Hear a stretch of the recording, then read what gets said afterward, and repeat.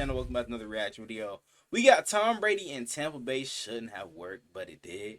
Let's check this out. Okay, so tell me, what do you remember about the year of 2019? I was still in diapers playing My Ravens were dominating, and then we choked in the playoffs like always. Fortnite every day, and this guy right here, Tom Brady, was on the New England Patriots. All was well, but after King Henry ripped the soul out of the Patriots dynasty, Tom's empire had collapsed. And so, this led to Thomas making the biggest decision in sports. We are being told that Tom Brady, this is one player I never thought would have went to a is expected to be a Tampa Bay Buccaneer. Tom Brady signing with the Tampa Bay Bucks what's crazy, tomorrow. like now that I think back about that Tampa Bay team, who the fuck allowed that team to be put together?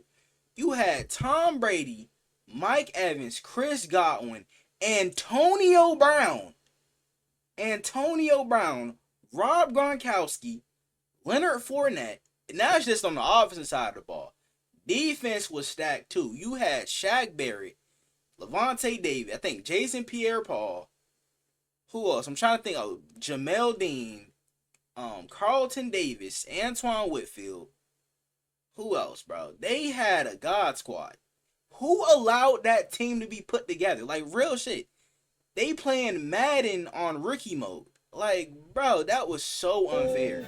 Holy hell. Tom Brady now officially plays for the Tampa Bay Buccaneers. The league allowing Von Miller and Aaron Donald playing. Now officially a member of the Tampa Bay Buccaneers. Tom Brady, known as the GOAT, the greatest of all time. Tampa Bay fans are now very happy he's a member of our team. I think it really gives the city, something uplifting and something to look forward to. So listen, okay, I'm all for Florida Tom. It's hot down there. You know, the shirts Once he moved to Florida, Tom was moving different. However, the concerns football-wise were entirely fair. More likely than not, going to Tampa Bay was going to hurt the legacy of the greatest quarterback to ever play the game. As the NFL team he joined was, as you probably know, the Tampa Bay Buccaneers, who were the third least winning team in the entirety of the 2010s, and the closest thing they had to excitement down there was Jameis Winston throwing the ball 62 times a game, and whatever coke John Gruden forgot to pick up in the locker room after a film session from back in the day. So everyone thought that Tom would fail, or at least he wouldn't come anywhere near the success he had. I was just glad he was out of the AFC. I mean, the entirety of the media kept saying he was too old, and Saints fans were praying that he actually was bad, saying things like, come on now, this senile old man was walking into random people's houses, and now he was in the big leagues, okay? Back in New England, he played against Sam Darnold and Ryan Fitzpatrick, and without Belichick, he's nothing. And, you know, they should have been... I ain't gonna lie. Could we have that conversation that Tom Brady was the reason that Bill Belichick was successful with the Patriots? Because after he left, everything went to shit for New England, so...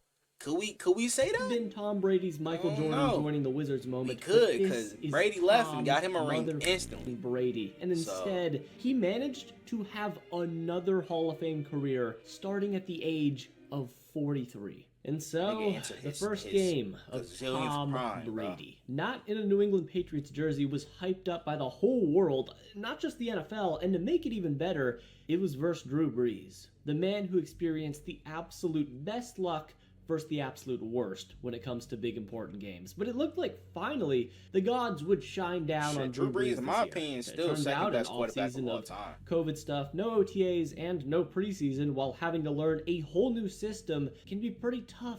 And Tom Brady knew that the Bucs had a lot of work to do after they got demolished by the Saints. But the thing with this Bucs team was the media sort of framed it as Tom Brady was the savior of this team, which, I mean, yes and no. They had established leaders already like Mike Evans and Levante David, so Tom was not entirely tasked with turning the culture around from Jameis's antics over the past few seasons. And this Bucs team was like 1 week, people literally just gave up on the Bucs. What am I trying to say? Winston has been a better player. This was an example of one quarterback away from being Super Bowl contenders. You know what I'm saying? That was the definition of I don't think Tom Brady can turn it around. The Bucs looked kind of lost. Yes, they had a ton of veteran talent like Gronk, Leonard Fournette, LaShawn McCoy. I forgot they had Shady. Jason Pierre-Paul, as well as Antonio Brown before he eventually, But this whole system, with offensive coordinator Byron Leftwich, who literally did nothing after his time in Tampa, had Tom Brady struggling. He played a perfect game versus us because he just loves us like that. He fumbled, damn it! But his stats were down, and the pass attempts were up. However, still, Tampa Bay was a good team, because meanwhile, their defense was carrying the load. Evan White was good that season too. Entire offensive inconsistencies that just kept coming. And at 7-3, 2 losses to the Saints and 1 because Tom CTE got in the way of him remembering what down it was versus the Bears, they were 7-3, but that's not that bad. But then, after back-to-back losses with the exact same score to the Rams and Chiefs, everyone was panicking all of a sudden. The defense was starting to get torched too, which meant Todd Bowles, the Bucs defensive coordinator, had to make adjustments. And as the former guy for the New York Jets, he didn't tend to do that very often, but he actually did. And on offense, the Bucs needed to lock in. They were on a short leash, but the analytics said there was something more here. Besides the Bills and, of course, the Saints, the Buccaneers were the only team in the NFL without red in any one of these categories. So there was something there. They just needed to put it together. But could they? Could Tom? Time was running out, and in a good division with the division crown basically... Was it cold in Tampa Bay that day? I think Tom need to put on a sports bra. And in a good division with the division crown basically out of the equation, already gone to the Saints, Tampa's best shot would be a wild card route. And for an old team with Super Bowl expectations, I mean, is a wild card appearance even good enough? Hell no. And so Tom Brady did what Tom Brady did. Kicked down his coach's door and said, "F you guys, we need a run game." And after the Tyreek Hill first quarter massacre of 2020, the Buccaneers were maybe the best team in football. On second down, looking for Gronkowski. He hauled it in. Brady looking deep again. Mike Evans. Fournette. Will Brady off the fake. Plenty of time to the end. Shit. Brady. End zone shot again. And half with a throw down the middle. So you tell Damn, he put the belt on them niggas in the first half. From weeks 14 through 17, Thomas Edward Patrick Brady averaged 333 yards, 3 touchdowns, and had a passer rating of 126.9. The man was older than most of your dads out there who are watching this video and was doing that. But yeah, with the pre-snap motion and other stuff that barely existed when Tom was an embryo in the early years of the 2000s on the Patriots, the Buccaneers offense was a well-oiled machine. Thomas casually played the best game of his entire life damn near versus the Lions, going for 4 touchdowns in 1 half. And he didn't even care about the record. He just sat the rest of the game. Not even worth his time. So okay, Tom did it. Finally. The narrative had begun to change. The Tampa Bay Buccaneers were terrifying in the playoffs, and everyone knew that. They had a great defense, and not the best quarterback in the league right at that moment, but the best quarterback of all time in Tom Brady. And that is just not someone who you want to see alone in a room with you. Unless... But pretty much everyone had the same predictions, okay? The Bucs would take care of the Washington football team and then would lose to one of the real contenders in the NFC, which were the Packers and the Saints. Drew Brees and Aaron Rodgers were simply just better, right? But the Bucs kind of just said, you know what? No. And dunked on absolutely everyone. The Commanders fought hard, the Saints offense turned the ball over 4 times, and Tom Brady and the offense did enough. They weren't very good. They averaged about 20 yards per drive, but they did beat the Saints, and Drew Brees was absolutely atrocious. And then versus the Packers in the NFC Championship game, Brady was fine again, but the Bucs defense just continued to be on an all-time rampage. Yeah, not to mention Vita Vea too. It's hard to remember everybody from that team, bro, because they had so many fucking dogs. So the defense was rolling, and with Vita Vea back, they were hitting their stride at the right time. The run defense was unbearable with Sue and Vea. Shaq Barrett and JPP were ruthless in the pass rush. Levante David and Devin White were ball hawks, and Sean Murphy Bunting and Jamel Dean held down the secondary, so they did it. Against all odds, Tom Brady was back in the Super Bowl in year number 1 with no offseason, a new team, a new system, a new culture, and the man was back in the big game coming into the Super Bowl with his team scoring at least 30 points. Bro, that's gotta be the every funniest playoff shit game Brady so has ever far, done, bro. but I'm not his even gonna opponent was probably the best Chiefs team ever. The Chiefs beat them earlier this year, and Patrick Mahomes was in prime form. And although Thomas had been his kryptonite so far in his career, the Chiefs were expected to handle business. But Mahomes did fail to destroy Brady once, so maybe now there was a chance that Thomas Edward Patrick Brady Jr. What was this, bro? What is this clip from anyway, bro?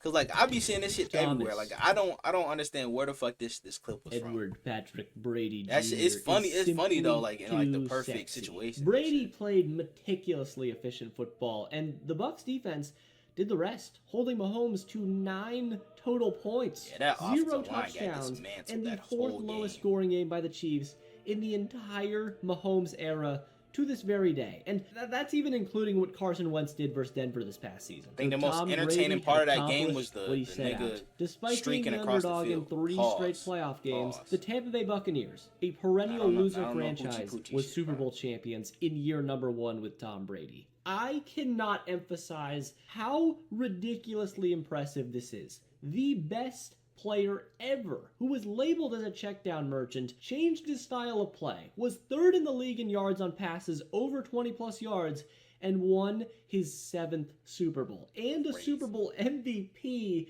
at the age of 43. But he might have had his most impressive feat next season. If Tom Brady, just decided to call it here, he'd already be an inarguable success and a legend in Tampa forever. But he ran it back, and he was the best player in the NFL. 44 years old. The motherfucker was 44 and should not have been doing nothing more in life except enrolling in a hot yoga class and sexually intimidating his son's girlfriend. But no, instead, he decided to be the MVP of the NFL. Or at least he should have been.